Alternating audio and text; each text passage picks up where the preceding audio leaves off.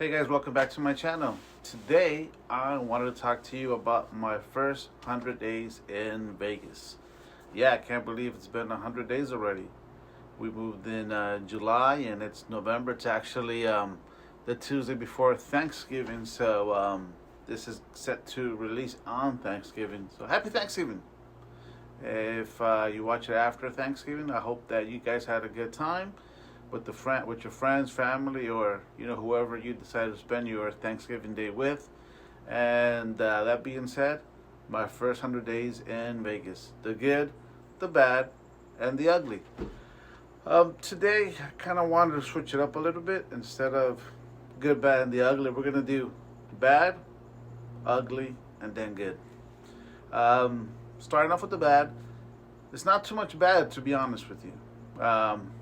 I would say the bad stuff that I could say that we had to go through, that I had to go through, and it comes with no surprise, it was the heat. It was pretty grueling, to say the least. Coming from LA, we're not really used to hitting 100 degrees that often. And then even when we do hit 100 degrees, it doesn't stay there for too long. So it will probably build up throughout the day, might, break 100 degrees in the early afternoon, 1, 2 o'clock. It'll hang there, it'll chill there for a couple of hours, and then it'll start going back down. That's typically how LA kind of works, right? When in the summer it gets warm in the daytime, and it cools up a little bit in the nighttime. Over here was different.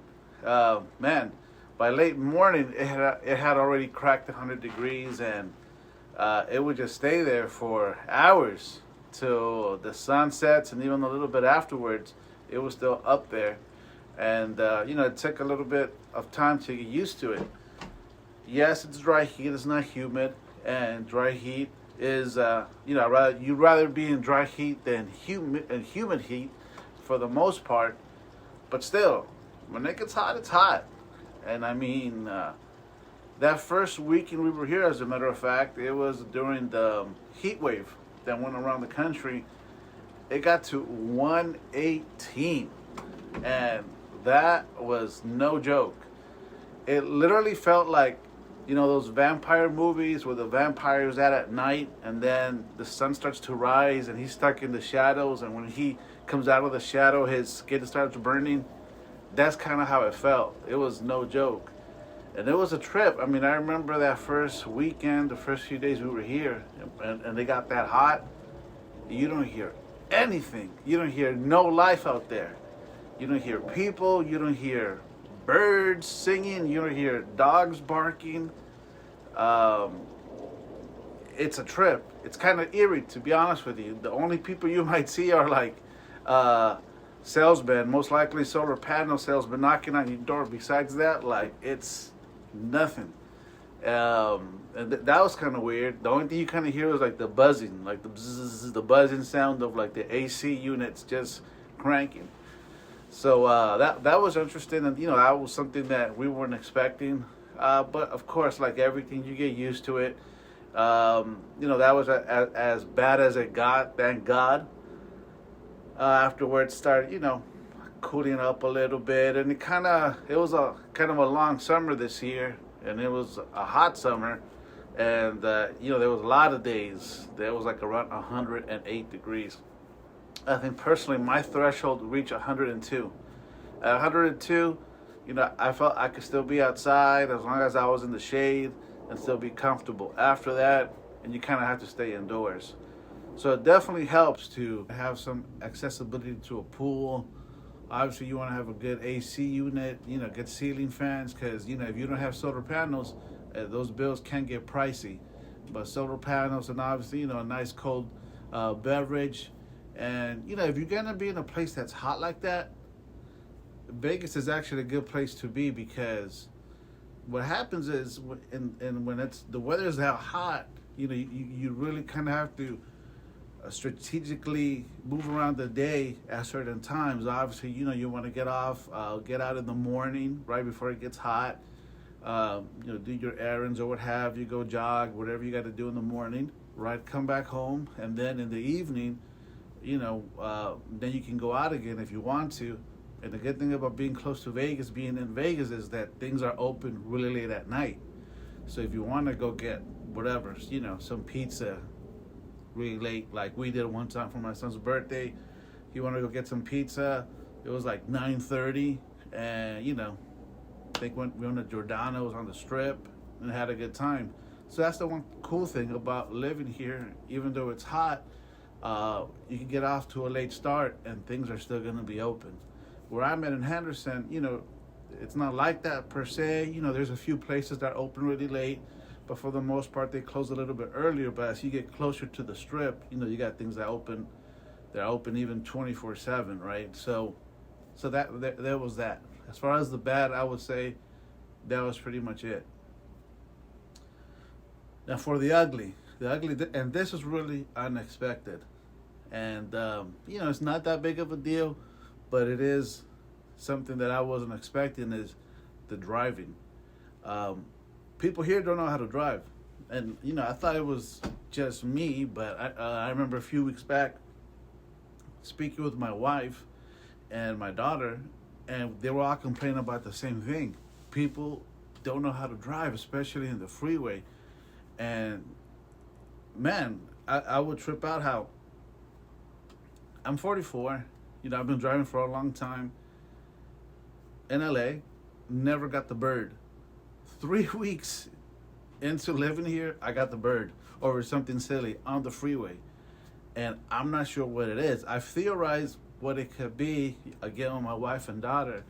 And by the way, I've spoken with a couple of other people that have been here longer, and they all say the same thing. People here, are, it's not that they don't know how to drive, is that it seems like they're not courteous. Like, you put the blinkers on, they don't let you merge. You have to be really aggressive. And I think in the conclusion that we've came down to is that I think that people that have been here a while, for the longest time, didn't have to deal with traffic. They can just get from point A to point B with quickness. And now with this influx of people from all over the country, a lot of people from California, now they're getting stuck in traffic a little bit, and they hate it. Of course, right? We all hate it. I mean, coming from, again, LA, we're kind of used to it. It's just a way of life for us. I guess people over here are still getting used to it, and they hate it. So yeah, man, like in the freeway, when it's, kind of bumper to bumper, which is not often, but when it gets like that around rush hour, it's a hot mess. And you have to kind of be a little bit aggressive, because people are not going to let you in. I mean, again, I know it's anecdotal, but it keeps happening to me, keeps happening to my wife, keeps happening to my daughter. I thought maybe once we switch from the California plates to the Nevada plates, things are going to change, and not really. You still have to kind of be on your toes and kind of enforce your will a little bit to maneuver through the freeways. And it's mostly in the freeways, not so much in the street. So, as far as the ugly, that's pretty much it. Now the good, and I think, I've been pleasantly surprised because there has been a lot of good to living here, right? Number one, the neighborhoods. I live in Green Valley North, right? Very nice neighborhood, very quiet, nice neighbors, kids playing outside, clean, roads are spacious, plenty of parking, so it's been really cool. The other thing that I was pleasantly surprised is with how close a lot of things are. I mean, a little list here of places that, my wife and I frequent a lot, and I think probably you guys would as well, or do as well. We got Total Wine, Costco, Target, Home Depot, Lowe's, Michael's, Home Goods, Hobby Lobby, PetSmart, and Walmart. All of these places are within 2.5 miles, and most of them are probably closer to 2 miles away from us, right? That's not to mention, the mall is really close by. The gyms are really close by. Banks, a lot of restaurants, and it's like literally, I feel like everything is like 5 10 minutes away tops. Like, I mean, there's a street where it's like Home Depots, it's Lowe's, it's Costco, like in the same street. So that's pretty cool because, you know, Henderson here, the part of the Las Vegas Valley that I'm at is Henderson, North Henderson. I'm sorry, not North Henderson, Green Valley North. I'm still kind of getting used to all the little different geographical areas. It kind of has that hometown feel, but it has all the amenities of a big city, right? And then again, you know, the Las Vegas Valley, if I'm not mistaken, is probably around 3 million people. So it's a lot of people here. And, you know, but the thing is, when you say things like Henderson, people are like, they don't know what to think if they're not familiar with it. I mean, I would say my mom, the first weekend we were here, I was like, oh yeah, I'm here at Target. And she was like, oh, there's a Target there? You know, I don't know what she thought, what she was envisioning. I think she thought I was somewhere in the boondocks with tumbleweeds.